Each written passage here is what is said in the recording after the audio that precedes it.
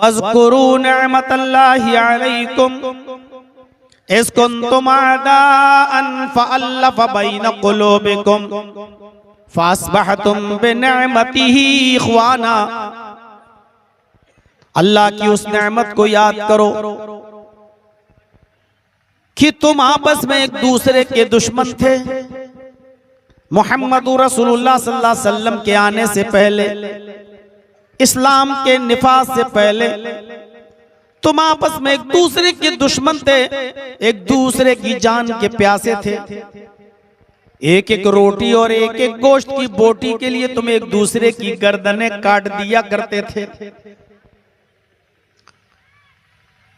वज़्कुरू निअमतल्लाहि अलैकुम, अल्लाह की उस नेमत को याद करो कि जब तुम आपस में एक दूसरे के दुश्मन थे, एक दूसरे के हरीफ थे, फ़अल्लफ़ बैन क़ुलूबिकुम, तो अल्लाह ने तुम्हारे दिलों में उल्फत डाल दी, अल्लाह ने तुम्हारे दिलों में मोहब्बत पैदा कर दी। फ़अस्बहतुम बिनिअमतिही इख़वाना, तो तुम अल्लाह की उस नेमत से भाई भाई हो गए। यानी मोहम्मदुर रसूलुल्लाह सल्लल्लाहु अलैहि वसल्लम आए तो इस नेमत ने तुम्हें आपस में भाई भाई बना दिया, वरना तुम एक दूसरे के दुश्मन थे। कुछ लोगों ने कहा इस नेमत से मुराद इस्लाम है, कुछ लोगों ने कहा इस नेमत से मुराद कुरान है, और कुछ ने कहा इस नेमत से मुराद जनाब मोहम्मदुर रसूलुल्लाह सल्लल्लाहु अलैहि वसल्लम है। मेरे भाइयों, मोहम्मदुर रसूलुल्लाह सल्लल्लाहु अलैहि वसल्लम की तालीमात ने हमें आपस में भाई भाई बना दिया। यही वजह है, आप गौर कीजिए, अल्लाह ने दुनिया में हमें और आपको बहुत सी नेमतें दी हैं, लेकिन किसी भी नेमत पर अल्लाह ने एहसान नहीं जताया। गौर कर लीजिए आप, बहुत सी नेमतें अल्लाह ने हमें और आपको अता फरमाई, लेकिन किसी भी नेमत पर अल्लाह ने एहसान नहीं जताया। ये हवा जो चलती है, हम और आप जिससे जिंदगी पाते हैं, 10 मिनट के लिए अगर रुक जाए तो जिंदगी अजीरन हो जाती है।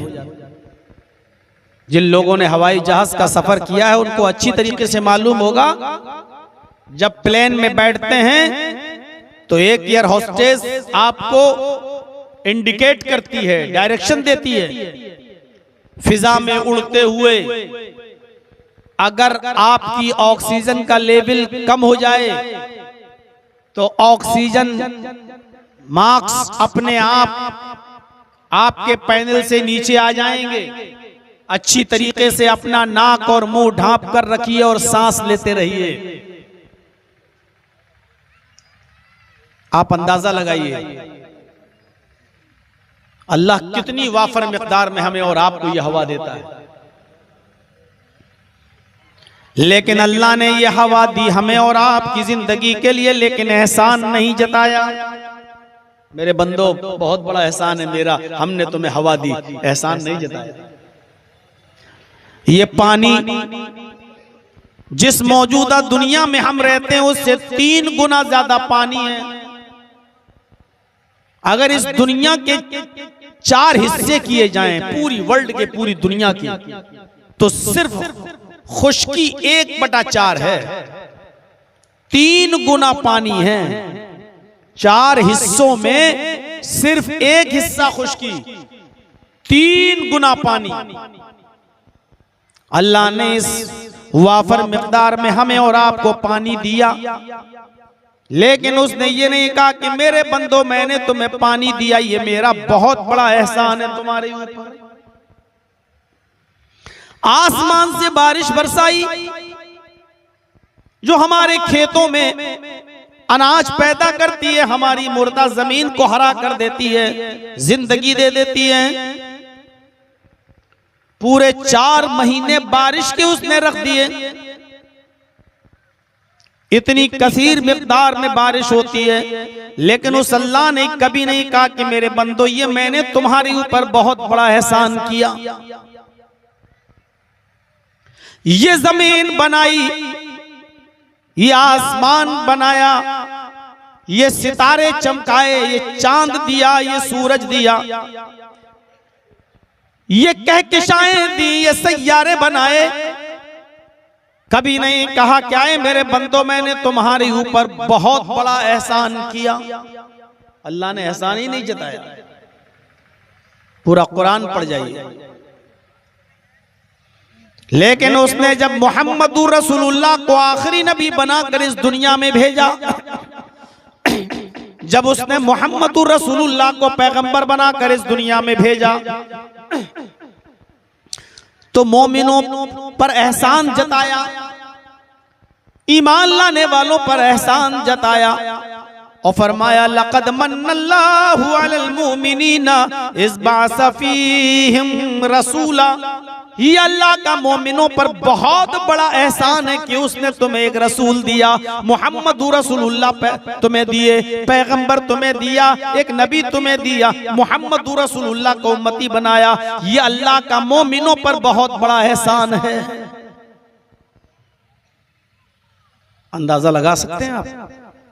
जमीन बनाई तो एहसान नहीं जताया, आसमान बनाया तो एहसान नहीं जताया, चांद सूरज सितारे सैयारे कहकशाएं दी तो एहसान नहीं जताया, बारिश बरसाई तो एहसान नहीं जताया, हवा चलाई तो एहसान नहीं जताया।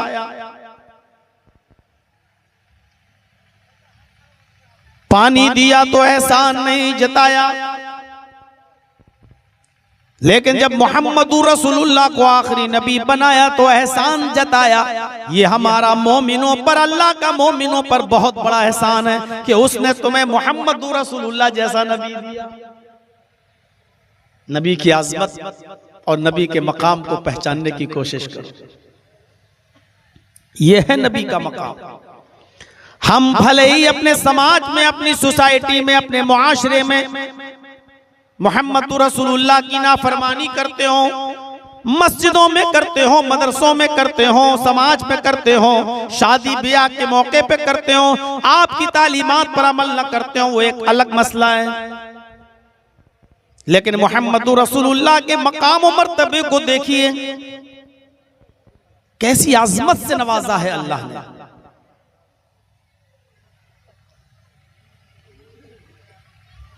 खाने काबा में नमाज पढ़ रहे हैं, खाने काबा में पहली नमाज खाने काबा में अदा कर रहे हैं। नबी बनने के बाद, रसूल बनने के बाद जब खाने काबा में आपने पहली मर्तबा नमाज अदा की, मक्के में खाने काबा में जब पहली मर्तबा नमाज अदा की, नमाज पढ़कर फारिग हुए, अल्लाह ने कहा ओ मेरे हबीब, ओ मेरे नबी, ओ मेरे महबूब, जिस मस्जिद में आपने नमाज अदा की, जिस मस्जिद में आपने नमाज अदा की, ये अब मामूली मस्जिद नहीं रह गई। आपने जहां सजदा किया, जहां रुकू किया, कयाम किया, भी ये मामूली मस्जिद नहीं रह गई। आपने जिस मस्जिद के अंदर नमाज अदा कर ली, आज के बाद मेरे जितने बंदे इस मस्जिद में नमाज पढ़ेंगे, मेरे जितने बंदे आपके ऊपर ईमान लाने वाले, मेरे ऊपर ईमान लाने वाले जितने भी मोमिन बंदे इस मस्जिद के अंदर नमाज पढ़ेंगे, उनकी एक रकात को हम 1,00,000 रकात के बराबर तस्लीम करेंगे। एक रकात का सवाब हम उनको 1,00,000 रकात के बराबर देंगे। ये आज़मत दी अल्लाह ने मोहम्मद रसूलुल्लाह। खाने काबा में जो शख्स नमाज पढ़ता है ना, एक रकात का सवाब 1,00,000 रकात के बराबर। इस मस्जिद में नमाज पढ़ो तो 10 रकात के बराबर, दूसरी मस्जिद में जाओ तो 10 रकात के बराबर, एक का 10 गुना, रमजान के महीने में 70 गुना। लेकिन खाने काबा में आप जाइए, एक रकात नमाज पढ़ेंगे तो उस एक रकात को अल्लाह 1,00,000 रकात बना देता है। नबी अकरम ने फरमाया, जिसने मेरी इस मस्जिद में एक रकात अदा की, अल्लाह उसको 1,00,000 रकात के बराबर सवाब दे। मकाम और मर्तबे को पहचानिए। मक्के से परेशान हुए मक्के के लोगों ने आपका जीना हराम कर दिया। हिजरत का हुक्म हुआ, खाने काबा का गिलाफ पकड़ा, रोने लगे और चलने लगे। मक्का छोड़कर मदीने की तरफ जा रहे हैं, खाने काबा का दीदार करते हैं, प्यार भरी नजरों से खाने काबा को देखते और कहते हैं, ऐ काबा, मुझे तेरे बाशिंदों ने मजबूर कर दिया, मुझे तेरे बाशिंदों ने मक्के में रहने नहीं दिया, मैं तुझे छोड़कर मदीना जा रहा हूँ, वहीं पर सुकूनत अख्तियार करूंगा, मुझे तेरे बाशिंदों ने मजबूर कर दिया मक्का छोड़ने पर। मक्के की मोहब्बत, खाने काबा की मोहब्बत को अपने दिल में लिए हुए मेरे भाइयों, आप मदीने पहुंचते हैं। मस्जिद नबवी की तामीर होती है, मस्जिद नबवी में नमाज अदा की जाती है। जब आपने मस्जिद नबवी में नमाज पढ़ी तो अल्लाह ने कहा, ऐ नबी, आपने जिस मस्जिद के अंदर नमाज अदा की है, हमने उस मस्जिद में पढ़ी जाने वाली रकात को, एक रकात को 1000 रकात के बराबर बना दिया। जिस हदीस के अंदर आता है मस्जिद नबवी में एक रकात का सवाब 50,000 रकात के बराबर है, वो हदीस इंतहाई दर्जे की ज़ईफ और कमजोर रिवायत है। मैंने इस मस्जिद में पढ़ी जाने वाली एक रकात को 1000 रकात के बराबर बना दिया। मक्के में एक रकात पढ़ोगे तो 1,00,000 रकात का सवाब, मस्जिद नबवी में मदीना में एक रकात का सवाब 1000 रकात के बराबर। ये मकाम, ये मर्तबा, ये आसमत अल्लाह ने मुहम्मदुर रसूलुल्लाह को दी। ये हैसियत थी मुहम्मदुर रसूलुल्लाह सल्लल्लाहु अलैहि वसल्लम की। मेरे साथियों, जरा गौर करो, इंतकाल हो जाता है किसी का, आप उस इंतकाल में, उस मिट्टी में शामिल हुए। जो लोग हज या उम्रा करने गए होंगे उनको मालूम होगा कि मस्जिद नबवी के साथ एक कब्रिस्तान है जिसको जन्नतुल बकी, बकीउल गरकत कहा जाता है, जहां सहाबा किराम की कब्रें मौजूद हैं। उस कब्रिस्तान के अंदर अल्लाह के नबी सल्लल्लाहु अलैहि वसल्लम उस मय्यत को दफन करते हैं। आपने उसकी जनाजे की नमाज पढ़ाई, उसको उस कब्रिस्तान में उतारते हैं, मिट्टी देते हैं। अल्लाह ने कहा है मोहम्मद सल्लल्लाहु अलैहि वसल्लम, आपने जिस कब्रिस्तान के अंदर आज मय्यत को दफन किया है, आज के बाद वो आम कब्रिस्तान नहीं है, आज के बाद हमने उसको जन्नतुल बकी बना दिया, बकीउल गरकत बना दिया, वो जन्नतुल बकी बना दिया। मस्जिद नबवी में हुजरे और मिंबर के दरमियान नमाज पढ़ने के बाद थोड़ी देर के लिए आप लेट गए, क्या आपको नींद आ गई? हुजरे और मिंबर के दरमियान आप लेटे और नींद आ गई। जब आंख खुली तो क्या देखते हैं? जिब्रील बैठे हैं। फरमाया, आए मोहम्मद सल्लल्लाहु अलैहि वसल्लम, अल्लाह ने फरमाया मिंबर और हुजरे के दरमियान आप जिस जगह पर आराम फरमाए हैं, आप जहां लेट गए हैं, आप जहां सो गए हैं, अल्लाह ने इस जगह को भी रौज़तुम मिन रियाज़िल जन्नह, जन्नत का बागीचा बना दिया, जन्नत की क्यारी बना दिया। सोचिए तो सही मेरे भाइयों, क्या मकाम है नबी का। और बड़ी आसानी से आज हम नबी के फरामीन को छोड़ देते हैं। शादी हो, ब्याह हो, समाज में बहुत सी बुराइयां हो, कौन है जो आज नबी अकरम सल्लल्लाहु अलैहि वसल्लम की हदीसों पर अमल करता हुआ नजर आता है? कौन है जो कुरान और हदीस के मुताबिक, नबी के इरशादात के मुताबिक अपने मामलात को निपटाता हो?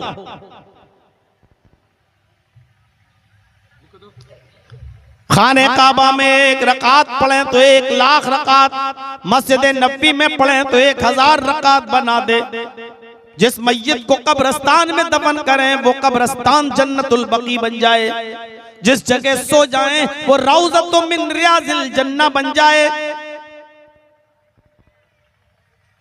ये मकाम अल्लाह रब्बुल आलमीन ने मुहम्मदुर रसूलुल्लाह को दिया है। और इतना एतबार किया है अल्लाह ने अपने नबी पर कि पूरी दुनिया के मुसलमानों को ये हुक्म दे दिया, मा आताकुमुर रसूलु फखुजूहु व मा नहाकुम अन्हु फंतहु। लोगों, मेरा नबी तुम्हें जो दे, मेरा रसूल तुम्हें जो दे वो ले लो। अल्लाह ये भी कह सकता था मेरे बंदो मैं तुम्हें जो दूं वो ले लो, लेकिन अल्लाह ने ये नहीं कहा कि मैं जो दूं वो ले लो। अल्लाह ने कहा मा आताकुमुर रसूलु फखुजूहु, तुम्हें मेरा रसूल मोहम्मद जो दे वो ले लो। मोहम्मद रसूलुल्लाह पर इतना भरोसा, इतना एतबार, इतना एतमाद, वो तुम्हें जो दे आंख बंद करके ले लो। व मा नहाकुम अन्हु फंतहु, और तुम्हें जिन कामों से रोके उससे रुक जाओ और कीजिए। नबी ने जो दिया वो हमें मानना है, नबी ने जिन कामों से रोका उससे रुकना भी दीन है। नबी ने जिस काम से रोका अगर हम उससे रुक रहे तो वो भी दीन है। अब देख लीजिए, एक शख्स है खाना खाने के लिए बैठा है, उसकी बीवी भी उसके साथ बैठ के खाना खा रही है, हाथ इसके भी हैं हाथ उसके भी हैं, वो अपने हाथ से खाना खा रही है, ये अपने हाथ से खाना खा रहा है। लेकिन अल्लाह के नबी फरमाते हैं अगर कोई प्यारो मोहब्बत से एक लुकमा उठाकर अपनी बीवी को खिला देता है, अपनी बीवी के मुंह में डाल देता है, तो अल्लाह इस पर भी उसको सवाब देता है। दोनों के पास हाथ पैर हैं, दोनों अपने हाथ से खा रहे हैं, लेकिन अल्लाह के नबी ने कहा अगर प्यारो मोहब्बत से कोई शौहर अपनी बीवी को एक लुकमा भी उसके मुंह में रख दे, खिला दे, तो इस पर भी सवाब। अब कोई शख्स इस हदीस पर अमल करते हुए, नबी की इस बात पर अमल करते हुए अपनी बीवी को एक लुकमा खिला दे, तो ये भी इबादत, ये भी सवाब। गौर करो, ये मकाम दिया है जनाबे मोहम्मद रसूलुल्लाह सल्लल्लाहु अलैहि वसल्लम को अल्लाह तबारक व तआला ने। हमने नबी की आजमत को पहचाना नहीं है। एक शख्स ये जानता है कि सूद हराम है, एक शख्स जानता है कि ब्याज, सूद, खाना, खिलाना, लिखना और दर्ज करना ये सब हराम है। अल्लाह के नबी ने फरमाया लानत हो अल्लाह की उस पर जो सूद खाता है, लानत हो उस पर जो सूद खिलाता है, लानत हो उस पर जो सूद को लिखता है, इन सब पर लानत भेजी है। कोई शख्स बैंक में नौकरी करता है, लेकिन वो ये सोच ले कि बैंक में नौकरी करेंगे तो सूद लिखना भी पड़ेगा, सूद का पैसा देना भी पड़ेगा, सूद जमा भी करना पड़ेगा। अब वो इसलिए छोड़ दे कि मोहम्मद रसूलुल्लाह ने इसको हराम करार दिया है। अगर इस हदीस पर अमल करते हुए वो बैंक की नौकरी छोड़ देता है तो इस पर भी उसको सवाब मिलेगा, क्योंकि उसने मोहम्मद रसूलुल्लाह की मना की हुई बात पर अमल करते हुए उस चीज से रुक गया। तो जो चीज नबी दें वो ले लो, जिस चीज से रोके उससे रुक जाओ। इसको भी इबादत का एक हिस्सा बना। और शॉर्ट में बोल दूं, नबी का मकाम क्या है? नबी जब चलता है तो कानून चलता है, नबी जहां रुक जाता है कानून रुक जाता है। नबी ही कानून है, नबी चलता है तो कानून चलता है, नबी रुक जाता है तो कानून रुक जाता है। ये मकाम है मोहम्मद रसूलुल्लाह सल्लल्लाहु अलैहि वसल्लम का। और यही वजह है कि दुनिया में कोई मजहब ऐसा नहीं है, कोई मजहब ऐसा नहीं है जिस मजहब के अंदर मोहम्मद रसूलुल्लाह का नाम किसी न किसी शक्ल में ना आया, किसी न किसी शक्ल में मोहम्मद रसूलुल्लाह का नाम ना आया हो। क्या लिखवाना चाह रहे हैं, क्या है बताइए? हाँ तो आपने पहले बताया, पहले आपको लिख के बताया। जब लोग प्रोग्राम ले रहे थे तो आपने टॉपिक बताया, इश्तिहार में लिखा। ठीक तो बोल रहा, अच्छा तो लग रहा, बढ़िया। मतलब हम हर आदमी के उस पे चलेंगे, ये कहेंगे उस पे बोलो, वो कहेगा उस पे बोलो, वो कहेगा उस पे बोलो। ये तो आपकी कमेटी को तय करना चाहिए ना कि कौन सा टॉपिक पे बुलवाना है। देखिए हम लोग दोनों भी सुनिए, मैं उसी पे आ ही रहा था।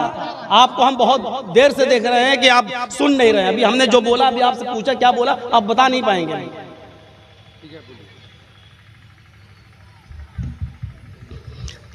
जलसे में जब आप तारीख लें तो टॉपिक उसी वक्त दे दे मौलाना को कि आपको इस पे बोलना है। होना भी चाहिए, हर मौलवी को एक टॉपिक दे दीजिए। अब आप जिस पे बुलवा रहे हैं मैं उसी पे बोलूंगा, चंदा नहीं करूंगा, क्योंकि चंदा करने के लिए हमको नहीं बुलाया गया, हमको सुनने के लिए बुलाया, मैं सुनाने के लिए आया हूं। हर आदमी को हर जलसे में टॉपिक, जहां टॉपिक मिलता है वहां मैं बोलता हूं।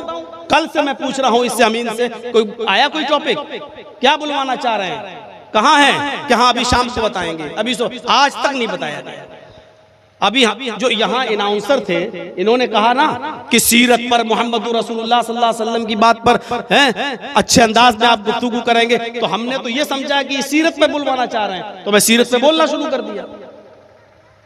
हमको तो बोलो तो अभी सूद पे बोलूं, ब्याज पे बोलूं, मदरसों पे बोलूं, सेक्रेटरी पे बोलूं, कमेटी पे बोलूं, हम बुलवाओ ना किस पे बुलवाना चाहते हो। सबको पता चल जाएगा कि मौलवियों पे बोलूं, किस पे बोलूं, सबको पता चल जाएगा कि कितने पानी में है सब लोग, हम भी और आप भी। मैं अभी उसी पे आ रहा हूं कि दुनिया में कोई मजहब ऐसा नहीं है कि जिस मजहब के अंदर मोहम्मद रसूलुल्लाह का नाम किसी न किसी शक्ल में मौजूद। यहां हो रहा है साहब, इस पे बोलिए, उस पे बोलिए, मैं आ ही रहा था वहां पर। तो मेरे भाइयों, बुरा मानने की बात नहीं है, मैं फिर से कह दे रहा हूं, मैं 25 साल से आपके इलाके में आ रहा हूं। जिसके यहाँ तकरीर हो वो अपना टॉपिक पहले ही, जब जलसे की तारीख ले उसी वक्त टॉपिक भी दे दे कि मुझे इस मौजू पे बुलवाना है। यही उसूल होता है, यही ज़ाब्ता होता है। अल्लाह ताला हम सबको सच्ची और सही अक्ल अता फरमाए। तो मेरे भाइयों अब सुनिए, तो दुनिया में कोई मजहब ऐसा नहीं जिस मजहब के अंदर मोहम्मद रसूलुल्लाह का नाम किसी न किसी शक्ल में मौजूद न हो। अल्लाह के नबी सल्लल्लाहु अलैहि वसल्लम ने खुद फरमाया, मेरे चंद नाम है, इन्नली अस्मान, मेरे चंद नाम है, अना मोहम्मदुन, मेरा एक नाम मोहम्मद है, वो अना अहमद, और मेरा दूसरा नाम अहमद है, वो अनल माही, और मेरा तीसरा नाम माही है, मिटाने वाला। यमहुल्लाहु बियल कुफ्र, अल्लाह मेरे जरिए कुफ्र को मिटाएगा। वानल हाशिर, मेरा एक नाम हाशिर है, इकट्ठा करने वाला, जमा करने वाला। अल्लाह मेरे कदमों के पास, मेरे कदमों तले सारी दुनिया को जमा कर देगा कयामत के दिन। वानल आकिब, मेरा एक नाम आकिब है, बाद में आने वाला। वल आकिबुल्लज़ी लैसा बअदहु नबिय्युन, मैं सबसे बाद में आया हूँ और मेरे बाद कोई नबी नहीं आएगा। इस हदीस में अल्लाह के नबी का पहला नाम क्या आया? मोहम्मद। मोहम्मद का अगर संस्कृत में तर्जमा करूं तो होगा नराशंस। मोहम्मद माना जिसकी बहुत तारीफ की गई हो, और नराशंस जिसकी बहुत प्रशंसा की गई। तो अगर कहा जाए मोहम्मद, और उसको अगर हमें संस्कृत में कहना हो तो कैसे कहेंगे? नराशंस। मोहम्मद का माना जिसकी बहुत तारीफ की गई, और नराशंस का माना भी ऐसा आदमी, ऐसा व्यक्ति जिसकी बहुत प्रशंसा की गई। अब देखिए मोहम्मद का नाम वेद में कैसे आया। अथर्ववेद कांड 20 सूक्त 127 और उसका मंत्र नंबर 1। इदम जनाओपश्रुतो नराशंसिस्तश्विष्यते षष्ठिम सहस्त्रा नवीतम च कौरम रुष्मेधु दद्महे। इदम जना है जनता, है लोगो, इदम जना है लोगो, इदम मानी आए, जना मानी जनता, इदम जना है लोगो, नराशंस उपश्रुत, तो नराशंस उपश्रुत मानी गौर से सुनो, अच्छी तरह सुनो, उपश्रुत गौर से सुनो। नराशंस मोहम्मद आएंगे। नराशंस एक ऐसा आदमी आएगा जिसकी प्रशंसा होगी, यानी मोहम्मद, उनकी तारीफ होगी, उनकी प्रशंसा इतनी होगी, इस तशविशियत पूरे विश्व में उनसे ज्यादा किसी का नाम न लिया जाएगा। इस तशविशियत उनसे ज्यादा किसी का कोई नाम नहीं लिया जाएगा।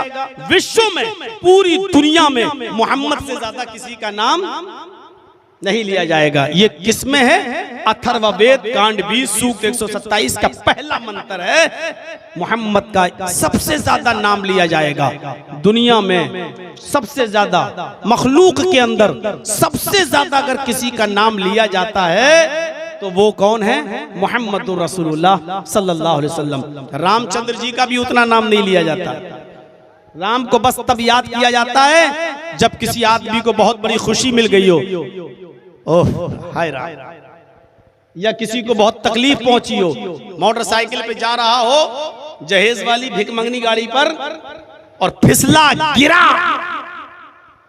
टांग टूट गई, हाय राम, बस ये है राम को याद किया जाता। बस या तो खुशी में या गमी में। ईसाइयों में चले जाओ तो वो जीसस को तो याद ही नहीं करते, उनको जब तकलीफ पहुंचती है तो कहते ओ माय गॉड, बस वो भी अल्लाह को याद, वो भी तकलीफ में या खुशी में, हर वक्त नहीं। लेकिन मुहम्मदुर रसूलुल्लाह को कितना याद किया जाता है, आप तखय्युल की शाहराह पर सवार होकर सोचिए। इस वक्त मेरी घड़ी में 1:27 हो चुका है रात का, 1:27। इस वक्त भी कहीं ना कहीं दुनिया के किसी न किसी कोने में इशा की अजान हो रही होगी, और कहीं फजर की हो रही होगी, कहीं ज़ोहर की हो रही होगी, कहीं असर की हो रही होगी, कहीं मगरिब की हो रही होगी इस वक्त, और वहां नाम लिया जा रहा होगा अशहदु अन्ना मुहम्मदर रसूलुल्लाह। इंसाइक्लोपीडिया ऑफ ब्रिटानिका का क्रिश्चियन राइटर अपनी किताब के अंदर लिखता है, एक सेकंड भी ऐसा नहीं जाता जिस सेकंड के अंदर मोहम्मद का नाम नहीं लिया जाता। मिनट नहीं, एक सेकंड भी ऐसा नहीं जाता जिस सेकंड में मोहम्मदुर रसूलुल्लाह का नाम न लिया जाता हो। आप सुबह उठिए, अजान सुनेंगे, मस्जिद में जाइए, वुजू बनाएंगे, क्या पढ़ेंगे? बिस्मिल्लाह। वुजू बनाकर फारिग होइए, क्या दुआ पढ़ेंगे? अशहदु अल्ला इलाहा इल्लल्लाह व अशहदु अन्ना मुहम्मदन अब्दुहु व रसूलुहु। अशहदु अन्ना मुहम्मदन अब्दुहु व रसूलुहु। आपको मोहम्मद का नाम लेना पड़ेगा। मेरे भाइयों, अल्लाह ने ऐसा इंतजाम कर दिया है कि दुनिया में सबसे ज्यादा इंसानियत में, मखलूक में मोहम्मद का सल्लल्लाहु अलैहि वसल्लम का नाम लिया जाए। अजान में सबसे ज्यादा नबी का नाम, वुजू में अल्लाह का नाम, तो वुजू के बाद की दुआ में मुहम्मदुर रसूलुल्लाह का नाम। अजान खत्म होती है ला इलाहा इल्लल्लाह पर, अजान के बाद की दुआ में मुहम्मदुर रसूलुल्लाह का नाम। अल्लाहुम्मा रब्ब हाज़िहि दावति ताम्मा वस्सलातिल क़ाइमा आति मुहम्मदनिल वसीला वल फजीला, आति मुहम्मदनिल वसीला, मुहम्मदुर रसूलुल्लाह का नाम। नमाज पढ़ने खड़े हो जाइए, अल्लाहु अकबर, अल्लाह का नाम। लेकिन सलाम फेरने से पहले आपको तहियात में मुहम्मदुर रसूलुल्लाह का नाम लेना पड़ेगा। अशहदु अन्ना मुहम्मदन अब्दुहु व रसूलुहु, अल्लाहुम्मा सल्लि अला मुहम्मद, अल्लाहुम्मा बारिक अला मुहम्मद, ये नाम लेना पड़ेगा। मेरे भाइयों, सबसे ज्यादा नाम मुहम्मदुर रसूलुल्लाह सल्लल्लाहु अलैहि वसल्लम का, और मोहम्मद का नाम भी आया है वेदों में, मोहम्मद का नाम भी आया वेदों में। मोहम्मद ऐसे ही आया है, अज्ञान हेतु किरत मोह मदांधिकारम नाशम विधायम हितदोदयते विवेका। श्रीमद् भागवत महान पुराण स्कंद 12 अध्याय 2 मंत्र नंबर 16।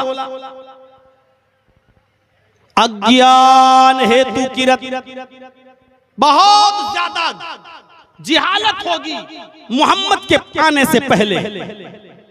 मोहम्मद आएंगे, मोह मदांधिकारम नाशम, मोहम्मद अंधेरे को नाश कर देंगे। मोह मदांधिकारम नाशम, मोहम्मद के आने के बाद अंधेरा मिट जाएगा। मुहम्मदुर रसूलुल्लाह के आने से पहले कितना अंधेरा था?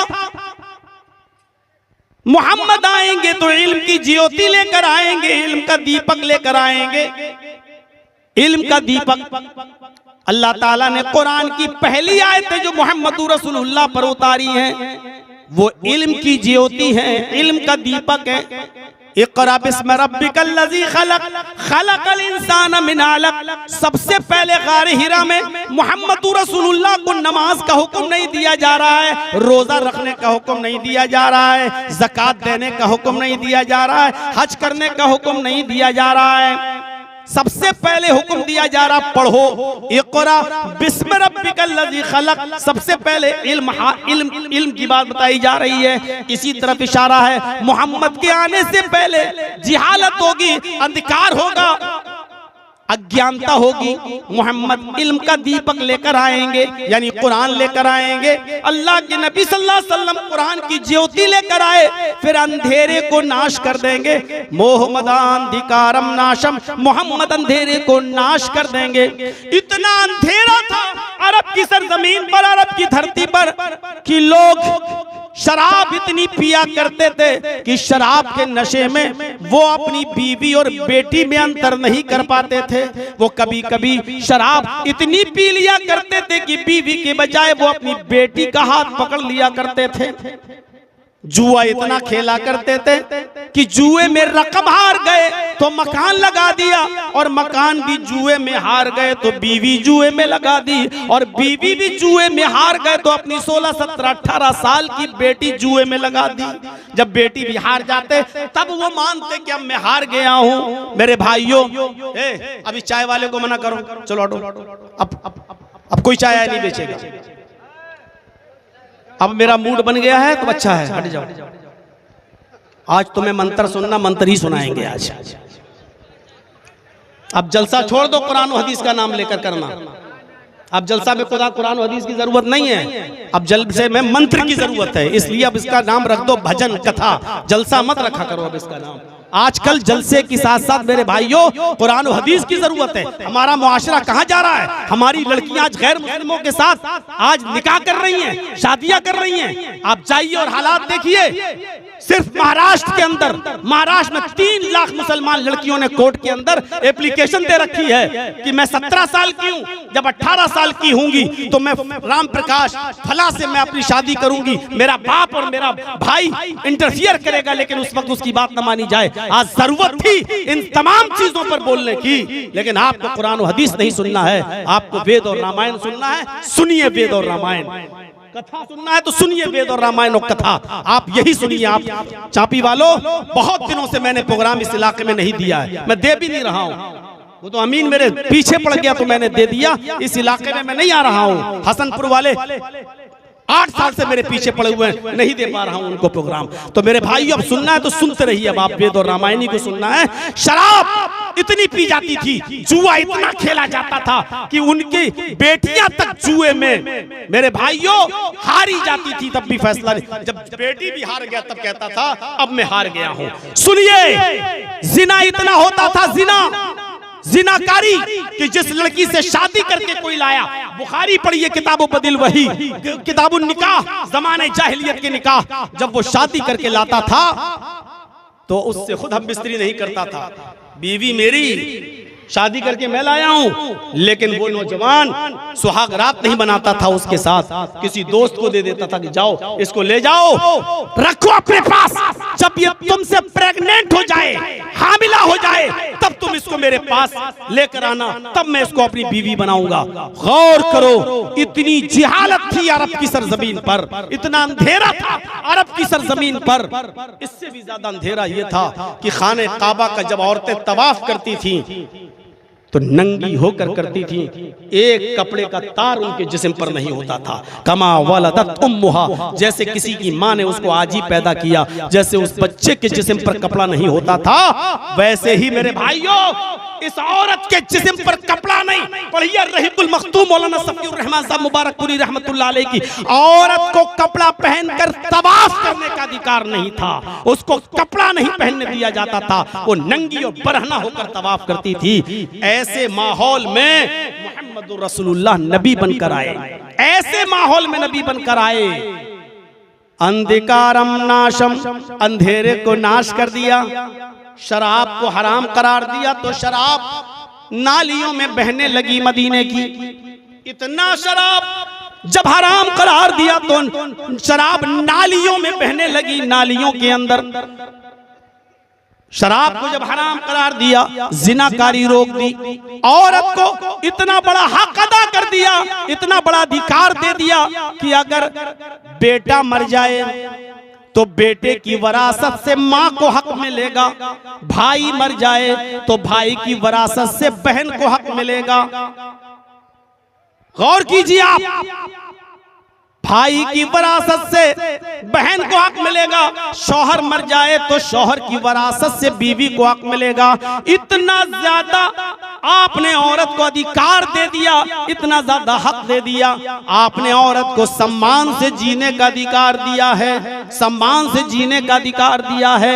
ये अरब के अंधेरे को नाश कर दिया है, अंधेरे को मिटा दिया है। जुआ मिट गया, शराब नोशी खत्म हो गई, बेपर्दगी खत्म हो गई, और यानियत खत्म हो गई। औरतें जो खाने काबा का नंगी होकर तवाफ किया करती थी, उन औरतों को पैसा बापर्दा बना दिया कि उनके चेहरों को भी, उनके गालों को भी आसमान की निगाहें भी देखने के लिए तरस गईं। और ऐसा पर्दा नाफिज किया कि आप पर्दे के है काम को बता रहे हैं, पर्दा लोगों में बयान कर रहे हैं। तो एक औरत उठती है और कहती है, ऐ अल्लाह के नबी, देवर से भी पर्दा करूं? अराइतल हमवा, या रसूल अल्लाह, क्या मैं देवर से भी पर्दा करूं? आपने फरमाया देवर तो भाभी के लिए मौत है, देवर तो भाभी के लिए मौत है। आपने देवर से पर्दे को जरूरी करार दे दिया। अलहम के अंदर देवर भी आता है, अलहम के अंदर जीजा भी आता है। यानी कोई भाभी अपने देवर के साथ सफर नहीं कर सकती और कोई साली अपने जीजा के साथ सफर नहीं कर सकती। भाभी अपने देवर के साथ बैठ के खाना नहीं खा सकती और साली अपने जीजा के साथ बैठ के खाना नहीं खा सकती। भाभी अपने देवर की मोटरसाइकिल पर भी न ससुराल जा सकती है, न मायके जा सकती है। साली भी अपने जीजा की बाइक पर बैठकर ना स्कूल जा सकती है, ना जलसे में आ सकती है। ऐसा पर्दा नाफिज किया है। हमारे मुआशरे में अगर चल रहा है तो चल रहा है, मुआशरा जिम्मेदार है, कुरान और हदीस इसकी जिम्मेदार नहीं है। बहुत डिबेटें उठती हैं चैनलों पर, इस्लाम ने औरत पर पर्दा, चार दीवारी, हिजाब, बुर्का, कितनी डिबेटें होती हैं। अरे धर्म के आधार पर डिबेट करो ना। मुझे बताओ दुनिया का कौन सा धर्म ऐसा है कि जो औरत को खुला हुआ घूमने की परमिशन देता है? हिंदू धर्म भी नहीं देता है, हिंदू धर्म भी नहीं। रामचंद्र जी की पत्नी सीता का जब हरण हुआ और रावण लेके जब फरार हो गया तो रामचंद्र जी ने हनुमान और लक्ष्मण को भेजा कि जाओ मेरी पत्नी सीता को तलाश करो। वाल्मीकि रामायण उठाकर देखिए, सीता जी को तलाश करने के लिए हनुमान गए और रामचंद्र जी के छोटे भाई लक्ष्मण भी सीता जी को तलाश करने के लिए निकले। सीता जी बड़ी चालाक थी, कहीं दुपट्टा फेंक गई, आगे बढ़ी तो चप्पल फेंक गई, और आगे बढ़ी तो हाथ का कंगना फेंक गई, कहीं और आगे बढ़ी तो कुछ और फेंक गई, फेंकती चली गई, ताकि मुझे जो लोग ढूंढने आए, तलाश करने आए, वो हमारी फेंकी हुई चीजों को देखकर पता लगा लेंगे कि रावण हमको यहीं से लेकर गया है। हनुमान को सबसे पहले दुपट्टा मिला। हे लक्ष्मण, ये दुपट्टा किसका है? लक्ष्मण ने कहा ये तो मेरी भाभी पहनती थी। हाँ, इसी रास्ते से लेके गया और आगे बढ़े। जब और आगे बढ़े तो क्या देखते हैं, कंगना मिला। पूछा, है लक्ष्मण ये कंगना किसका है? कहा ये मेरी भाभी सीता जी का है, मैंने देखा है मेरी भाभी ये कंगना अपने हाथ में पहनती थी। कहा इसी रास्ते से लेकर गया है। और आगे बढ़ी, चप्पल मिली। है लक्ष्मण ये चप्पल किसकी है? लक्ष्मण ने कहा ये चप्पल भी मेरी भाभी पहनती थी, इसका मतलब इसी रास्ते से गई हैं। बहुत सी चीजें मिली, सब पहचान ली और लास्ट में सीता जी की नथुनी मिली। सीता जी की नथुनी। इसी भारत में रहता हूं, डंके की चोट पे कहता हूं, गलत किस्सा हो तो कोई भी आदमी मुझ पर केस कर सकता है, पूरी आजादी है, और सही हो तो मान लो। मेरे भाइयों, नथुनी मिली तो हनुमान जी ने कहा ये नथुनी किसकी है? लक्ष्मण ने उस नथुनी को अपने हाथ में लिया और हाथ में लेने के बाद कहने लगे, हनुमान जी ये नथुनी नहीं पहचान पा रहा हूं किसकी है। कहा सारी चीजें जब सीता जी की हैं तो नथुनी भी होगी। कहा हो सकता है लेकिन मैं कंफर्म नहीं हूं कि ये नथुनी भी मेरी भाभी की है। कहा कि सारी चीजें पहचान गए, फिर ये नथुनी क्यों नहीं पहचान पाए। सीता जी लक्ष्मण ने कहा कि मेरी भाभी ये नाक में पहनती होंगी ना, ये नथुनी तो नाक में पहनने की चीज है, मेरी भाभी इसे नाक में पहनती होंगी। और आज तक मैंने अपनी भाभी का चेहरा ही नहीं देखा, वो मेरे भाई राम की पत्नी है, मैं क्यों देखूं राम की पत्नी का चेहरा, मैं क्यों देखूं, वो मेरी भाई की पत्नी है, मैं कौन होता हूं उसका चेहरा देखने वाला। पूरी वाल्मीकि की रामायण पढ़ डालो मेरे भाइयों, लक्ष्मण ने पूरी जिंदगी में कभी भी अपने राम बड़े भाई राम की पत्नी सीता का चेहरा नहीं देखा। ये हिंदू धर्म के अंदर लिखा है कि राम की पत्नी सीता का चेहरा राम के छोटे भाई लक्ष्मण ने भी नहीं देखा। यही तो हदीस कहती है, यही तो इस्लाम कहता है, अलहमुल मौत, देवर तो भाभी के लिए मौत है। ऐसे समझ में नहीं आएगा मौत। सऊदी अरब का एक किस्सा उठाना पड़ेगा आपको, सुना है ना, नहीं सुना तो सुन लो। एक आदमी टैक्सी चलाता था सऊदी अरब के अंदर दिन में। एक बार उसकी टैक्सी पर कोई आदमी, कोई औरत आई, उसका पेट में बच्चा था और 9 महीने हो चुके थे, डिलीवरी का वक्त करीब था। वो आई और कहने लगी, ए टैक्सी वाले, ए टैक्सी वाले। उसने कहा जी देखिए मुझे दर्द हो रहा है और डिलीवरी का वक्त करीब है, जल्दी चलो किसी हॉस्पिटल में। उसने कहा बैठो बैठो बैठो। उसने बिठाया और हॉस्पिटल ले गया। हॉस्पिटल में उसको जल्दी से एडमिट कर लिया गया जद्दा में। अब ये कहने लगा, अरे मेरे पैसे तो दे जाओ। वो तो इमरजेंसी में चली गई। अब 1 घंटा हो गया, 2 घंटा हुआ, बैठा है वहां। अब सोचने लगा यार चलो अपना कस्टमर देखते हैं, ये तो पता नहीं कितना दिन लग जाए इसको। अब 1-2 दिन के बाद जब यहाँ से लौटेंगे तो इस अस्पताल में होते हुए जाएंगे, तब इससे पैसे ले लेंगे। इस आदमी को रजिस्टर पे नाम लिखवाया गया, नाम लिखो, तुम इस औरत को लेके आए हो, कहाँ, नाम लिखो। उसने अपना नाम लिख दिया और घर का फोन नंबर लिख दिया। उस जमाने में मोबाइल नहीं चलते थे, 22 साल पुरानी बात है, तो उस जमाने में मोबाइल नहीं चलते थे, फोन नंबर लिख दिया। अब ये बेचारा दिन भर टैक्सी चलाता रहा। रात में जब अपने घर गया, सोया, फजर में उठा, इसकी बीवी चाय वाय बना के लाई कि अब ये फजर के बाद फिर टैक्सी चलाने के लिए जाएगा। जैसे ही ये फजर में चाय पी रहा था, नमाज पढ़ने के बाद आकर फोन की घंटी बजी। इसने फोन उठाया, हेलो, ये समझा किसी कस्टमर का कॉल है। हाँ हेलो। कहा कि कल उस औरत को तुम लेकर आए थे हॉस्पिटल में। इसने कहा जी जी जी जी। कहा कि तुम अपनी बीवी को यहाँ छोड़ गए हो, तुम्हें शर्म नहीं आती है? इस हाल में पूरी रात उसने गुजारी बेचारी ने। इसने कहा अरे डॉक्टर साहब वो मेरी बीवी नहीं है, वो तो कस्टमर थी। कहा चुप चुप चुप चुप। वो औरत रात भर चिल्लाती रही कि मेरा आदमी कहाँ गया, मेरा आदमी कहाँ गया, जो हमें यहाँ छोड़ के आया वही मेरा आदमी था। इस आदमी का दिमाग खराब। मेरा कहे डॉक्टर अच्छा हुआ ये फोन मैंने उठाया, कहीं मेरी बीवी ने उठाया होता तो यही कयामत बर्पा हो जाती। कहा यहाँ आ रहे हो कि नहीं आ रहे हो, नहीं तो अभी पुलिस तुम्हारे घर भेजता हूँ। ये इंडियन लोग बड़े बदमाश होते हैं। अब बच्चा अच्छा सब हो गया, जब पैदा हो गया तो कहने लगे भाग, तुम्हारा बच्चा हुआ है, जल्दी आओ अपने बच्चे को ले जाओ यहाँ से। इसने कहा मैं आ रहा हूं लेकिन बच्चा मेरा नहीं है। ये हॉस्पिटल में उस औरत को चाटते हुए कहता, बेगैरत डाइन, शर्म नहीं आई? मैंने तेरे साथ इंसाफ किया, इंसानियत की से आया, तुझे यहाँ छोड़ा और तूने मेरे ऊपर नाम लगा दिया है बच्चा। कहती अरे तुम्हें क्या हो गया भाई, गुस्सा गर्मी हर मियाँ बीवी में होती है, मेरी थोड़ी सी बात पे आप नाराज हो गए। वो रोने लगी। अरे घर की बात घर में निपटा लेंगे, अभी तो इस बच्चे को लेके चलो ना। तेरा दिमाग ठीक है? डॉक्टर ने कहा चलो उठाओ बच्चे को लेके चलो, जाओ यहाँ से, दूसरा मरीज आएगा, बेड खाली करो। उसने कहा डॉक्टर साहब ये मेरा बेटा नहीं है, ये मेरी बीवी नहीं है। दोनों में लड़ाई चलती है। औरत कहती है अल्लाह की कसम ये मेरा बेटा, ये इसी का बेटा है। और औरत के आंसुओं पर सब आदमी फिदा हो जाते, उसके सब बुरा लगता है। पूरा स्टाफ औरत का साथ दे रहा है, भाई घर की बात घर में निपटा लेना। ये कह रहा नहीं है मेरा बेटा।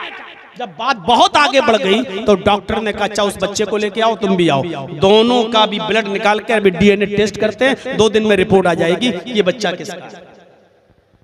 जैसे ही ब्लड निकालने के लिए डॉक्टर ने सिरिंज अंदर लगाई, औरत चीख के कहती है डॉक्टर साहब मशीनें कभी कभी गलत रिपोर्ट दे देती हैं। डॉक्टर, अभी आदमी चिल्लाया, चुप चुप चुप, मशीनें गलत रिपोर्ट देती है, अब तेरी पोल खुलेगी। कहा नहीं, मैं नहीं मान सकती, मशीनें भी कभी कभी गलत रिपोर्ट दे देती हैं। डॉक्टर ने उसको समझाया, नहीं नहीं, मशीन कभी गलत नहीं बोलेगी, जो रिपोर्ट होगी वो सामने आ जाएगी, 2 दिन के बाद आना, ये औरत भी यहीं पर है, तुम 2 दिन के बाद आना, रिपोर्ट आ जाएगी।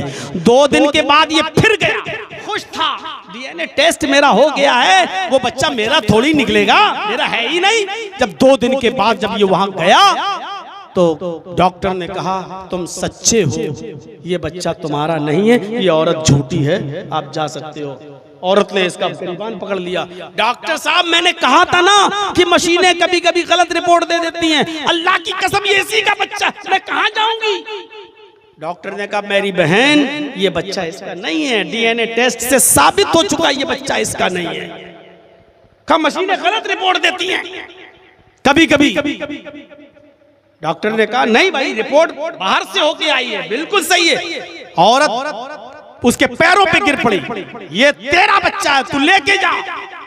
डॉक्टर ने उसको उठाया और कहा, मेरी बहन तुम क्यों नहीं समझ रही हो, इसकी रिपोर्ट आई है, ये तो जिंदगी में कभी बाप बन ही नहीं सकता, ये तो बाप बनने के लायक नहीं है। तुम कहती हो कि इसका बेटा, ये तो बाप ही नहीं बन सकता कभी जिंदगी में। अब इसका दिमाग खराब। इसने कहा, ए डॉक्टर क्या कह रहा है, मेरे 6 बच्चे हैं और तू कह रहा कि मैं बाप नहीं बन सकता, मेरे घर आकर देख, मेरे 6 बच्चे हैं। डॉक्टर कहता, ऐसा केस मेरी जिंदगी में कभी नहीं आया। अब औरत कहती, मैंने कहा था ना कि गलत रिपोर्ट कभी कभी मशीन दे देती है।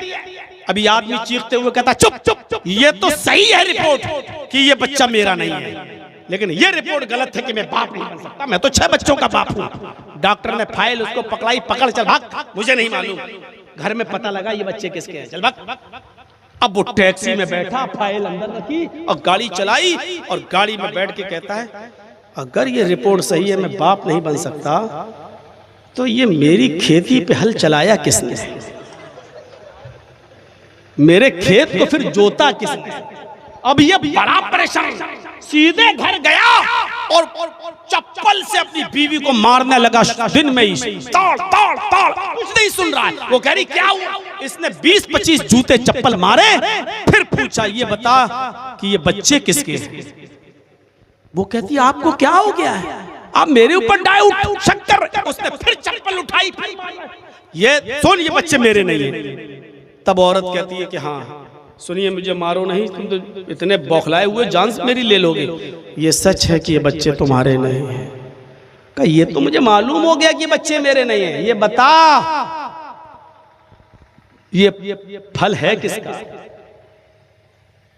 किसके बच्चे? तो उसने कहा कि आपके छोटे भाई के। आप दिन में टैक्सी चलाते हैं, रात में सोते हैं, वो रात में टैक्सी चलाता है, दिन भर यही रहता है।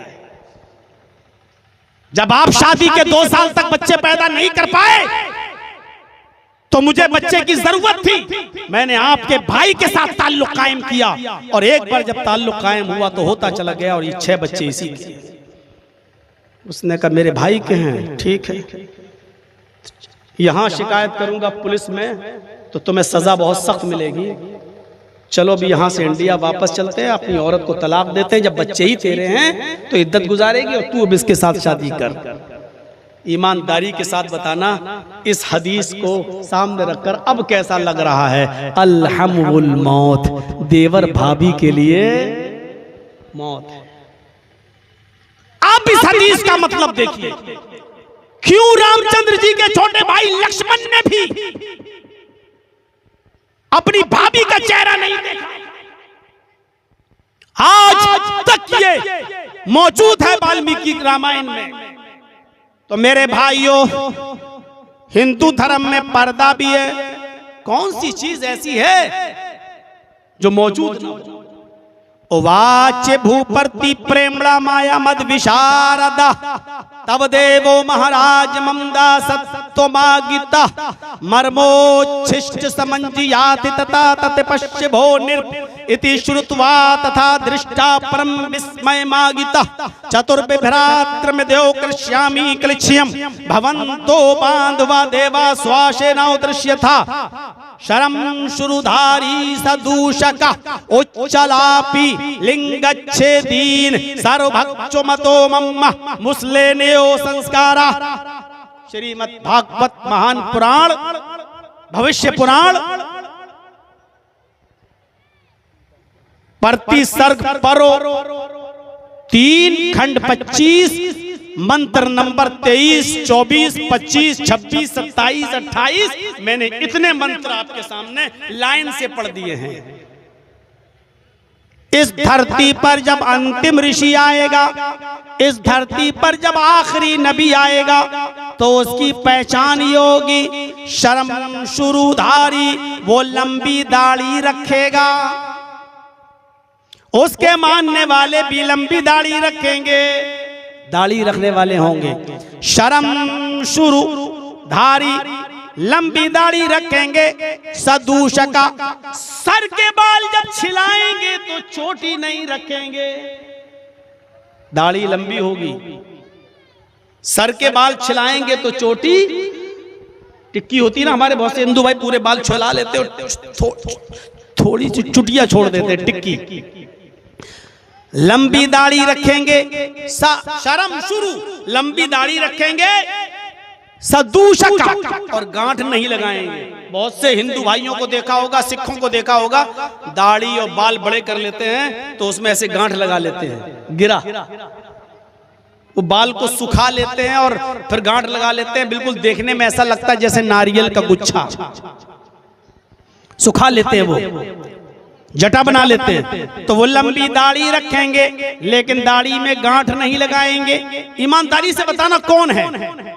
दाढ़ी तो रखेंगे लेकिन दाढ़ी में गांठ नहीं लगाएंगे। सदूषका, शर्म शुरूधारी सदूष, और सर के बाल कटाएंगे, टिक्की नहीं रखेंगे। टिक्की, चुटिया। हिंदू धर्म में ये लिखा है कि शंकर भगवान की चोटी से, टिक्की से गंगा जमुना निकली है। ये गंगा जमुना किससे निकली? शंकर जी की चोटी से। वहां गंगा जमुना निकली शंकर जी की चोटी से। और इस्लाम के अंदर क्या है? हाजरा पानी की तलाश में दौड़ी, सफा से मरवा, मरवा से सफा, सफा से मरवा, मरवा से सफा, 7 चक्कर लगाए, पानी नहीं मिला। लौट के अपने बेटे के पास आई, का अल्लाह मेरे शौहर ने मुझे तेरे सुपुर्द किया है, तू मेरे बच्चे के लिए पानी का इंतजाम कर। अल्लाह ने जिब्रील से कहा, जाओ जिब्रील, जिस जगह हाजरा का बेटा इस्माइल अपने पैरों की एड़ियां रगड़ रहा है उसी जगह तुम अपना पर मारो। जिब्रील ने पर मारा, यहां से चश्मा जारी हो गया, जमजम, पानी का चश्मा जारी हो गया। यहां चोटी, यहां एड़ी, यहां एड़ी, और वहीं पर मारा जिब्रील ने, जमजम, चश्मा जारी हो गया।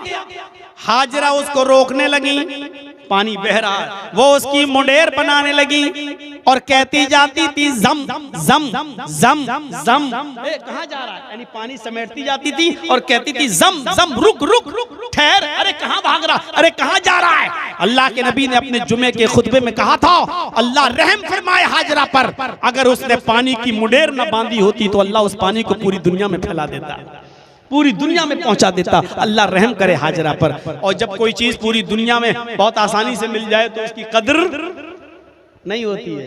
अब जमजम पूरी दुनिया में अगर फैल जाता तो उसकी इतनी इज्जत होती। आज गंगा की देख लो क्या इज्जत हो रही है, सफाई करना पड़ रही है, लोग उसी में लैट्रीन करते, उसी में पेशाब करते, उसी में नहाते, उसी में धोते। सारे नेता लोग उसी में डुबकी लगाते। कुंभ के मेले में देख लो, उसी में डुबकी लगाएंगे, उसी कहते पाप धुल गए। और किसी फिल्मी दुनिया के एक्टर ने जो फिल्मी गाना बनाया था ना, वो गाना याद है ना, राम तेरी गंगा मैली हो गई, पापियों के पाप धोते धोते। उस पर तो केस नहीं हुआ, मेरे ऊपर क्यों केस करोगे भाई? राम तेरी गंगा मैली हो गई, पापियों के पाप धोते धोते। धोते, यानी इतने पापी उसमें डुबकी लगाए कि सबके पाप गंगा में रह गए। अब कोई नहाएगा तो उसके पाप तो धुलेंगे नहीं, जो पाप उसमें पड़े हुए हैं वही चढ़ेंगे तुम्हारे। लेकिन जमजम की क्वालिटी देख लो, जमजम की कैटेगरी देख लो। जमजम में कैल्शियम भी है, जमजम में आयरन भी है, जमजम में जिंक भी है, जमजम में मिनरल्स भी हैं, जमजम में विटामिन्स भी हैं। मेरे इटावा में आज भी एक शख्स ऐसा है जो 20 साल पहले पानी की शिप से गया था हज करने। 20 साल के बाद वो इंतकाल कर गया, लेकिन उसके घर में 20 साल पुराना जमजम का पानी एक कट्टी में आज भी रखा हुआ है। आज भी फ्रिज में नहीं रखा, वो पानी आज भी रखा है। उसके बच्चे कभी कभी एक दो ढक्कन टिप्पी लेते हैं और बीमार को उसी में एक जग पानी में एक ढक्कन मिलाया और दे देते हैं। 20 साल के बाद भी वो पानी न तो कीड़े पड़े, न सड़ा, न बदबू दिया। आज भी वो पानी 20 साल पहले जैसा था, आज भी वो पानी उसी शक्ल में मौजूद है। ये जमजम की कैटेगरी, ये जमजम की क्वालिटी है। शर्म शुरुधारी सदूशका, वो लंबी दाढ़ी रखेंगे लेकिन गांठ नहीं लगाएंगे। वो सर के बाल जब छिलाएंगे तो चोटी नहीं रखेंगे। उच्चालापी, ऊंचे स्वर में आलाप करेंगे। लोगों को इबादत के लिए, भक्ति के लिए बुलाने के लिए ऊंचे स्वर में आलाप करेंगे, ऊंचे स्वर में आलाप करेंगे। मंदिरों में ऊंचे स्वर में आलाप नहीं किया जाता है, मंदिर में घंटा बजाया जाता है, घंटा। लेकिन ऊंचे स्वर में आलाप क्या हुआ? अल्लाहु अकबर, अल्लाहु अकबर, ये आलाप। अर्थात वो आजान देने वाले होंगे। अल्लोपनिषद में आजान भी लिखी हुई है। वो आजान कैसे देंगे? ऊंचे स्वर में आलाप कैसे करेंगे? अस्मल्लाम इल्लल्लाह मित्रा वरोड़ो इल्लल्लाह इल्लल्लाह महामद रसूल रकबरस से अस्मल्लाम इल्लल्ले मित्रा वरोड़ो इल्लल्ले इल्लल्लाह। यह अल्लोपनिषद में लिखा हुआ है। अस्मल्लाम इल्लल्लाह मित्रा वरोड़ो इल्लल्लाह। अल्लाहु अकबर की बिगड़ी हुई शक्ल। महामद रसूल रकबरस से अस्मल्लाम अशहदु अन्ना मुहम्मद रसूलुल्लाह की बिगड़ी हुई शक्ल। इल्लल्ले मित्रा वरोड़ो इल्लल्ले इल्लल्लाह अशहदु अल्ला इलाहा इल्लल्लाह की बिगड़ी हुई शक्ल। यानी अर्थात वो आजान देने वाले होंगे। उच्चालापी, ऊंचे स्वर में वो आलाप करेंगे, ऊंचे स्वर में वो आजान देने वाले होंगे। लिंगच्छेदीन, खतना कराने वाले होंगे। अंतिम ऋषि के मानने वाले, आखिरी नबी के मानने वाले खतना कराने वाले होंगे। खतना, हमारे हिंदू भाई खतना नहीं कराते, बल्कि हम लोगों को और उल्टा कटुआ बोलते हैं। एक आदमी कहने लगा, मौलाना जी, ईश्वर ने, अल्लाह ने जैसे पैदा किया वैसे ही रहना चाहिए, आप उस चीज को बिगाड़ क्यों देते हैं? खतना क्यों कर देते हैं? ऐसे ही आप दाढ़ी क्यों रखते हैं? ईश्वर ने जब पैदा किया था तो चिकने थे, तो बाद में जो चीज निकले उसको हटा देना चाहिए, वो फजूल चीज है। ट्रेन में सफर करो, बड़ा मजा आता है। कभी कभी ऐसी भैंसें मिल जाती हैं। अभी मैं नहीं कर रहा हूं, जब से यूपी में डेंजर आदमी बैठा है तब से चुपचाप चलना ही बेहतर है, वरना जब ये सब नहीं था, प्यार भरी बातें होती थी तो बहुत मजा आता था। तो हमने उनसे कहा, पंडित जी बिल्कुल ऐसे ही रहिएगा, बाद में जो चीज निकले उसको काट के फेंक देना चाहिए। आप जो ये बोल रहे हो नहीं दाढ़ी के ऊपर हम लोगों की, आप इस पे कायम रहिएगा। कहने लगा क्या? बिल्कुल। हमने कहा माँ बहन बेटियां हैं कि नहीं तुम्हारी? वो भी तो जब पैदा हुई होंगी तो सिंपल हुई होंगी ना, तो बाद में अगर जिस्म का कोई हिस्सा बढ़ जाए तो उसको आपने आज तक काटा, फेंका?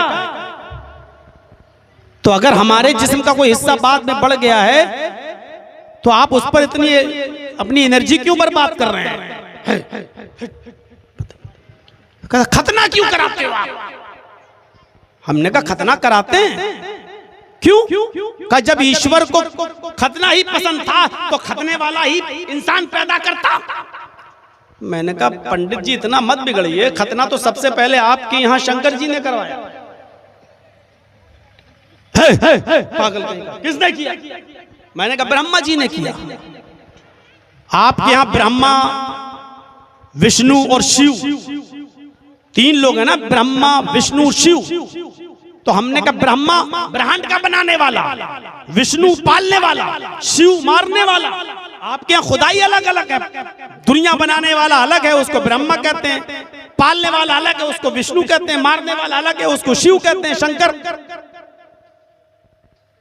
हमने कहा अच्छा एक बात बताइए पंडित जी, अगर ब्रह्मा जी ने शंकर जी का खतना नहीं किया तो शिवलिंग की पूजा कैसे होती है?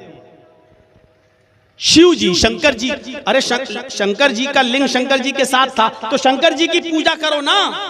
शंकर जी के लिंग की पूजा क्यों करते हो? शिवलिंग। अब वहां जितने भी आसपास हिंदू भाई थे वो सब हमें देखने लगे, कहने लगे मौलाना जी आप ही बताइए, ये बात तो हम लोगों ने भी नहीं सुनी आज तक, क्या बात है? हमने कहा नहीं नहीं बताएंगे तो ये पंडित जी हमसे नाराज हो जाएंगे, बहुत खराब बात लिखी हुई आपकी किताबों में। कहा नहीं नहीं आप बताइए। हमने कहा सुनिए, बहुत नॉर्मल बात बता देता हूं, ब्रह्मा जी ने शंकर को पैदा किया। शंकर जी जब बड़े हुए तो शंकर जी ने ड्यूटी लगा दी कि मेरे लिंग को नापो, इसका साइज। अब वो नापते चले गए, कोई नापा ब्रह्मा जी ने तो 50,000 साल तक नापते ही चले, और वो खत्म, महाभारत खत्म होने में नहीं आया। ब्रह्मा जी को गुस्सा आ गया, कम वक्त कौन सी ड्यूटी पे लगा दिया, खत्म ही होने में नहीं आ रहा है। तो 50,000 साल तक जो उनके साथ था वो तो वहीं रह गया। 50,000 साल के बाद जो बचा, उन्होंने ब्रह्मा जी ने अपने मुंह में लेके दबा के दांत से कस के काट दिया और थूक दिया ऊपर से। ऊपर से जो थूका तो नीचे पंडित के घर में गिरा। 50 पंडित ने कहा ओ जय ओम नमः शिवाय। उस दिन से शंकर जी के लिंग की पूजा हो रही। चैनल वालों ये वाकया देना नहीं अपने चैनलों को, अगर दिया तो ऐसे हमसे फिर मामला खराब होगा। ये तो इनके कहने पर अब हम आ गए हैं अपनी असलियत पर। सुन लीजिए मेरे भाइयों, उस दिन से शिव जी की, वो पंडित कहता है अरे उस खतना तो उस तरह से होता है। तो हमने कहा उस जमाने में उस तरह नहीं चलता था, दांत से होता। अरे आगे की खाल का कट जाना खतना कहलाता, वो जिससे भी हो। अब इस सही बात क्या है आपको मालूम है? सही बात यह है कि हजरत इब्राहीम अलैहिस्सलाम ने इस दुनिया में सब आने के बाद सबसे पहले खतना कराया। सबसे पहले खतना किसका हुआ इस्लामी तारीख में? इब्राहीम अलैहिस्सलाम का। और यही मंजर है, इधर इब्राहिम उधर शंकर। मैं दोनों को कंपेयर नहीं कर रहा हूं, हमारे ऊपर चाय की होटलों में बैठ के बात मत कीजिएगा, लेकिन मुआजिना देखिए। इधर इब्राहिम अलैहिस्सलाम हाजिर बच्चा नहीं होता था, पैदा ही नहीं हुआ उनका। 86 साल तक कोई औलाद पैदा नहीं हुई इब्राहिम अलैहिस्सलाम के पास। रब्बे हबली मिनस सालिहीन, अल्लाह मुझे साले बेटा दे। तब 86 साल की उम्र में अल्लाह ने उनको बेटा दिया। इधर शंकर जी के भी कोई बच्चा नहीं होता था, इधर शंकर जी के भी कोई बच्चा नहीं होता था। शंकर की पत्नी पार्वती जी नहा रही थी, उन्होंने अपने बदन के मैल और अपने बदन के कुचैल, अपने बदन की गंदगी से बच्चा बनाया और उसका नाम रख दिया गणेश। उसका नाम रखा गणेश, और गणेश को दरवाजे पे खड़ा कर दिया, मैं नहा रही हूं, किसी को अंदर मत आने देना। थोड़ी देर के बाद शंकर जी जब अंदर आए तो गणेश बाहर खड़ा था। गणेश ने कहा कहां जा रहे हो?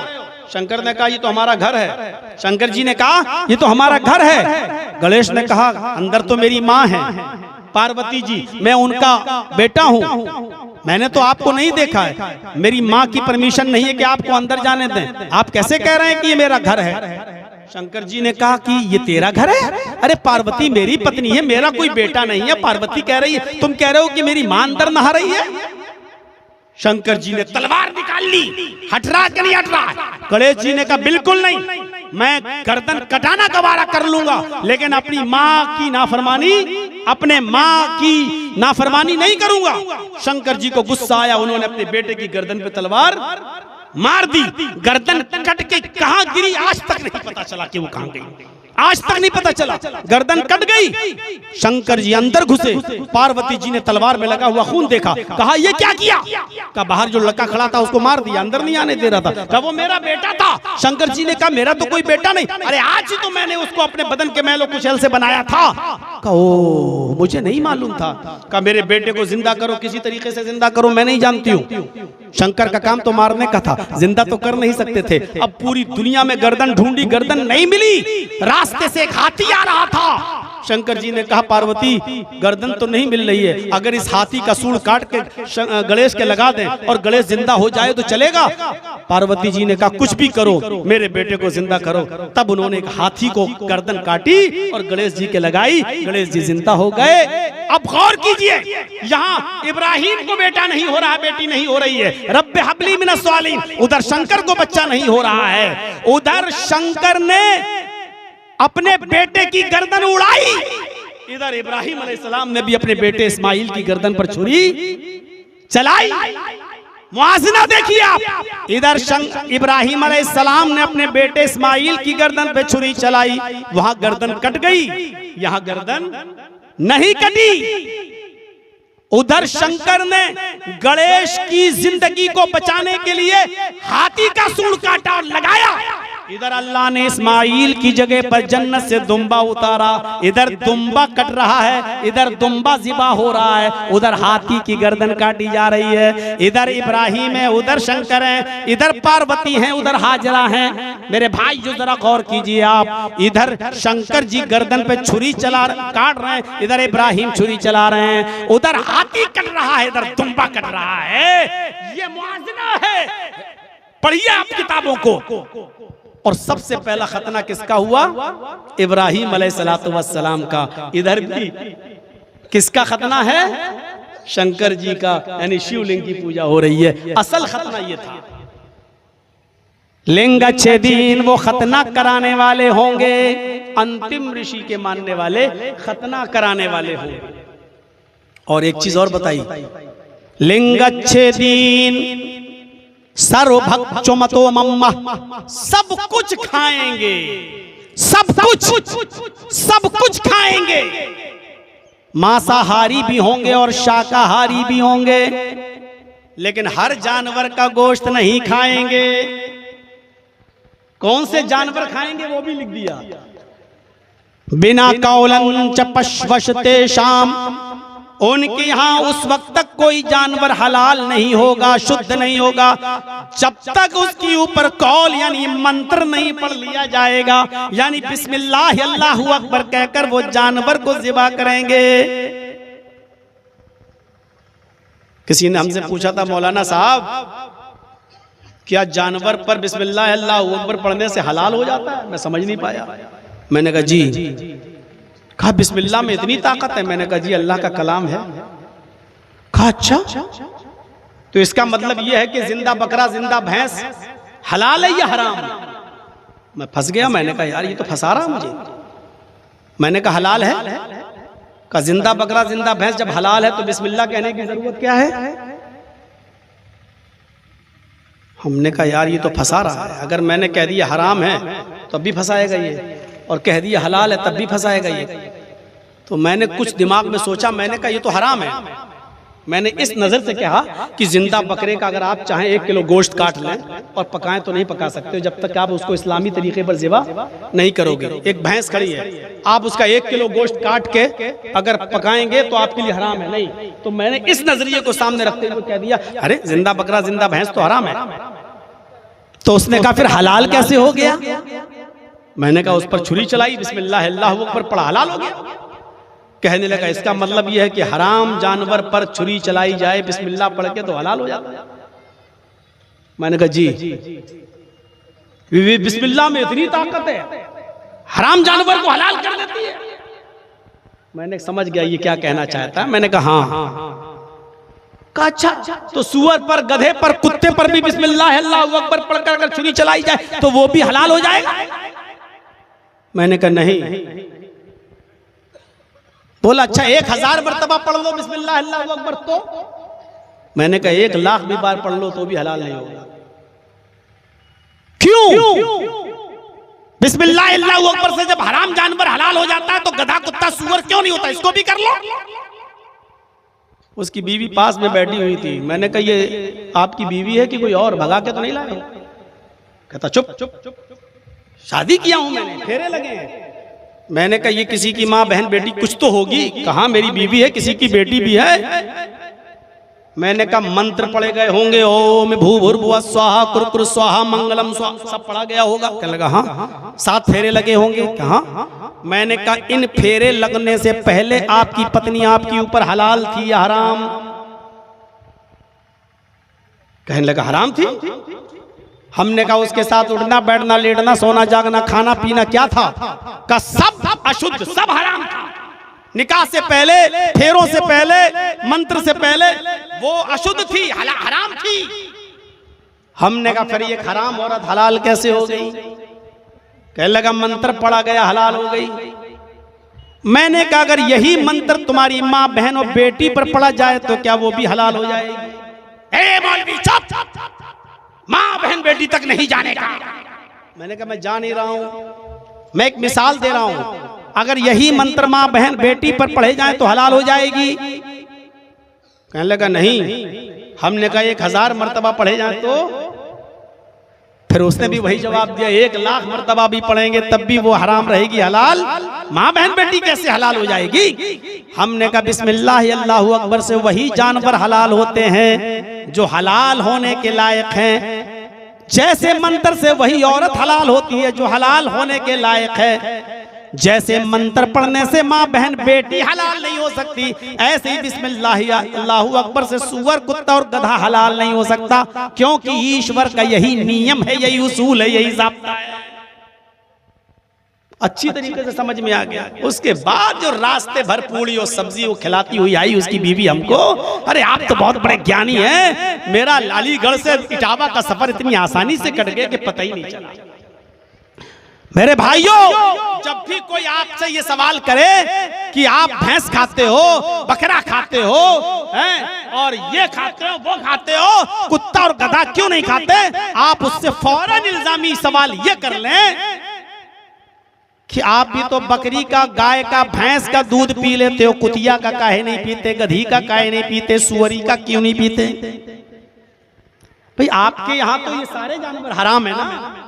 हमारे यहाँ जो जानवर हलाल है उसका दूध भी हलाल है, उसका गोश्त भी हलाल है। जो जानवर हराम है उसका गोश्त भी हराम है, उसका दूध भी हराम है। तुम्हारे यहाँ तो सारे जानवर हराम है, तो दूध क्यों हलाल हो गया? और उन्हीं जानवरों का दूध तुम क्यों पीते हो जिनको हम खाते हैं?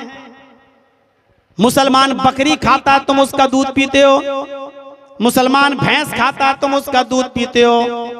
गाय का नाम हम किसी मसलहत से नहीं ले रहे हैं, क्योंकि सिर्फ बिहार और बंगाल तक हम सीमित नहीं हैं, और ये चैनल वाले अपने हरामी पने से बाज आएंगे नहीं। ये अपना सुअरपना दिखाकर ही मानेंगे, क्योंकि इनके चैनल को व्यूज चाहिए। इसलिए मैं मसलहतन नाम नहीं ले रहा हूं। हम उसका दूध गोश्त खाते हैं तो दूध भी पीते हैं। आप मुझे बताइए, जिन जानवरों का हम गोश्त खाते हैं और दूध पीते हैं, आप भी उन्हीं जानवरों का दूध क्यों पीते हो? मुसलमान कुत्ता नहीं खाता, आप कुतिया का दूध क्यों नहीं पीते? मुसलमान सुअर नहीं खाता, आप सुअरी का दूध क्यों नहीं पीते? मुसलमान गधा नहीं खाता, आप गधी का दूध क्यों नहीं पीते? कुछ तो छुपी चीजें हैं। ये सारे जानवर आपके यहां पर भी हलाल हैं, लेकिन मैं आपको मशवरा दूंगा मत खाइए, वरना इतना महंगा हो जाएगा कि गरीब मुसलमान खरीद ही नहीं पाएगा बेचारा। अभी भी लखनऊ चले जाओ, दिल्ली चले जाओ, मंगल के दिन मुसलमान अपनी होटलों को बंद रखते हैं, मैंने पूछा मंगल से क्या ताल्लुक है? बोले हमारी होटलें मुसलमानों से थोड़ी चल रही हैं, हमारी होटलें तो गैर मुस्लिम भाइयों से चल रही हैं। मंगल को हम मक्खी मारते हैं, कोई आता ही नहीं है। जितने भी खाने वाले लोग हैं, मुसलमान तो सिर्फ बदनाम है।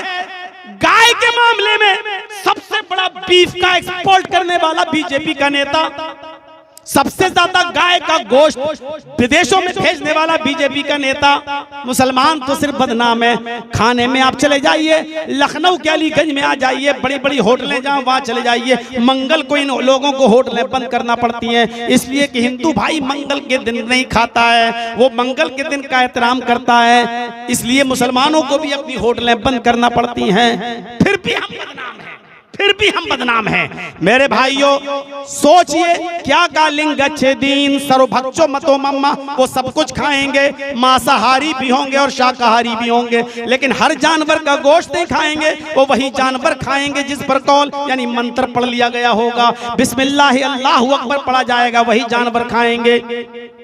मुस्लिम नेओ संस्कारा, ये लोग कौन लोग?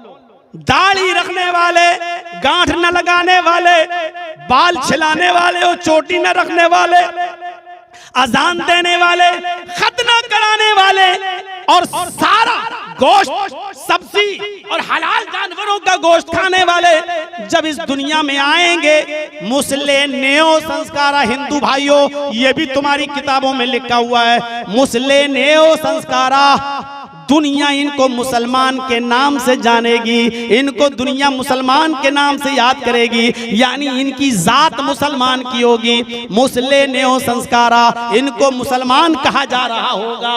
आज भी मेरी घड़ी में 2:17 हो गए हैं, आज की तारीख में भी अब ये 13 तारीख नहीं बल्कि 14 तारीख लग चुकी है। 14 तारीख के रात के 2:17 पर भी ये शब्द भविष्य पुराण के अंदर लिखे हुए हैं। अगर ना लिखे हुए हों तो किसी भी चौराहे पर ले जाकर मौलाना जर्जीस की गर्दन उड़ा देना, मैं पहले ही एग्रीमेंट बना दूंगा कि कोई दोषी नहीं होगा।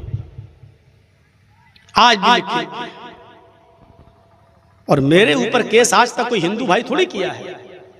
मैं योगी जी के, मोदी जी के भी खिलाफ, अमित शाह के खिलाफ है, बहुत से लोगों के खिलाफ मैं बोला हूं, कई बार जेल में भी गया हूं, लेकिन मेरे खिलाफ आज तक किसी हिंदू भाई ने केस नहीं किया।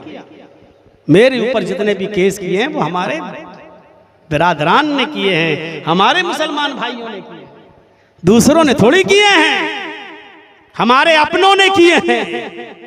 तो मेरे भाइयों, ये नाम अज्ञान हेतु किरत मोहम्मदान दिकारम नाशम, मोहम्मद नाम भी आ गया, अहमद नाम भी है। वेदाहमिद पुरुष महानिमादित्य वरुण तपस प्रस्ताद, अहमद नाम का एक आदमी जन्म लेगा, अहमद पुरुष महानिमादित, इतना महान पुरुष होगा कि उसके बराबर कोई दूसरा नहीं होगा। वरुण तपस, अल्लाह का बहुत ज्यादा नाम लेगा। मोहम्मद रसूलुल्लाह से ज्यादा अल्लाह का किसी ने नाम लिया? मुझे बताइए। वरुण तपसा, उसका नाम अहमद होगा, और अल्लाह का सबसे ज्यादा नाम लेने वाला होगा। अल्लाह का मुहम्मदुर रसूलुल्लाह से ज्यादा किसी ने नाम ही नहीं लिया। थोड़ा सोचिए, सुबह आंख खुली, सुबह सबसे पहले आपकी आंख खुलेगी, आंख खुलते ही अल्लाह के नबी क्या पढ़ते थे? अल्हम्दुलिल्लाहिल्लज़ी अहयाना बअदा मा मातना व इलैहिन नुशूर। अल्हम्दुलिल्लाहिल्लज़ी, अल्लाह का नाम। वुजू बनाने बैठे तो बिस्मिल्लाह, अल्लाह का नाम। नमाज पढ़ने के लिए मस्जिद में गए तो मस्जिद में घुसे, अल्लाहुम्मा अफ्तह ली अब्वाब रहमतिक, अल्लाह का नाम। नमाज पढ़ना शुरू किया तो अल्लाहु अकबर, अल्लाह का नाम। नमाज खत्म की तो अस्सलामु अलैकुम व रहमतुल्लाह, अल्लाह का नाम। मस्जिद में जितनी देर बैठे सुभान अल्लाह, अल्लाह का नाम। अल्हम्दुलिल्लाह, अल्लाह का नाम। अल्लाहु अकबर, अल्लाह का नाम। मस्जिद से जब निकल रहे हैं तो अल्लाहुम्मा इन्नी असअलुका मिन फज़लिक, अल्लाह का नाम। घर में दाखिल हो रहे हैं तो अस्सलामु अलैकुम व रहमतुल्लाह, अल्लाह का नाम। घर से निकल रहे हैं तो रब्बी व रब्बुकल्लाह, तवक्कलतु अलल्लाह, बिस्मिल्लाही तवक्कलतु अलल्लाह, शुरू अल्लाह के नाम से और अल्लाह ही पर भरोसा, अल्लाह का नाम। सलाम कर रहे हैं तो अस्सलामु अलैकुम व रहमतुल्लाह, अल्लाह का नाम। ऊपर चल रहे हैं तो सुबह अल्लाहु अकबर, अल्लाह का नाम। नीचे उतर रहे हैं तो सुभान अल्लाह, अल्लाह का नाम, कपड़ा पहन रहे हैं तो अल्लाह का नाम, छींक रहे हैं तो अल्हम्दुलिल्लाह अल्लाह का नाम, खाना खाने बैठ रहे हैं तो बिस्मिल्लाह अल्लाह का नाम, यहां तक कि लेटरीन में और पेशाब करने के लिए जा रहे हैं तो उधर भी अल्लाहुम्मा इन्नी औज़ु बिका मिनल खुबुसि वल खबाइस, अल्लाह का नाम। यहां तक कि अपनी बीवी के पास आराम कर रहे हैं और बीवी से मुलाकात की जरूरत पेश आ रही है तो हम बिस्तरी के मौके पर भी अल्लाह का नाम, अल्लाहुम्मा जन्निबना शैतान व जन्निब शैतानी मा रज़क़तना, अल्लाह का नाम। सोकर उठे थे तो अल्लाह का नाम, अब बिस्तर पे सोने जा रहे हैं तो अल्लाह का नाम, अल्लाहुम्मा बिस्मिका अमूतु व अहया। उठने से लेकर सोने तक पूरी 16 घंटे 18 घंटे की पूरी जिंदगी में 1 मिनट भी अल्लाह के नाम को भुलाया नहीं है, अल्लाह का नाम लिया। वरुणता पसा, अल्लाह का सबसे ज्यादा नाम लेने वाला होगा प्रस्ताद। कृष्ण जी कह रहे हैं जब वो आ जाए तो उसी की कुटिया में चले जाना, उसी के धर्म में चले जाना। यानी आया जन्नत में जाने का, स्वर्ग में जाने का, उसके अलावा कोई रास्ता नहीं है। श्री कृष्ण अर्जुन से कह रहे हैं श्रीमद् भागवत गीता के 6 अध्याय के 10वें मंत्र में, योगी युज्जीत सततमात्मानं रहस्य स्थिता एकाकी अच्युतात्मा निराशीर परिग्रह।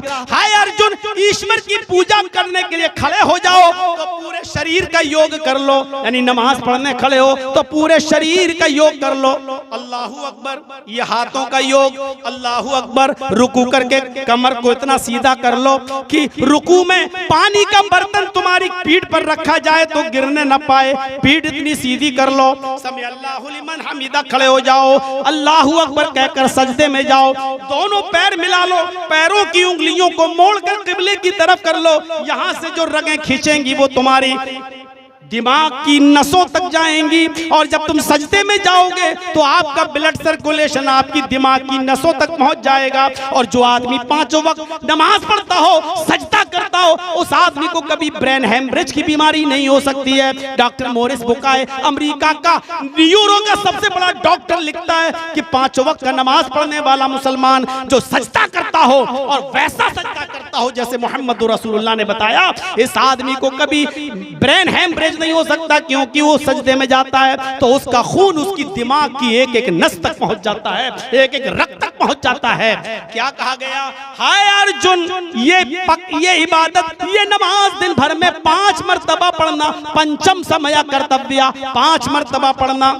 अहम स्वयं कर्तव्य, मैं खुद 5 मर्तबा पढ़ता हूं। मिर्गा चरम, अगर जमीन पाक न हो, उस पर नमाज पढ़ने की ताकत न हो, जमीन ना पाक हो, मिर्गा चरम, मिर्ग मानी हिरन और चरम मानी चमड़ा, तो हिरन के चमड़े को जाए नमाज बना लेना, हिरन के चमड़े को बिछा लेना और हिरन के चमड़े पर नमाज पढ़ लेना।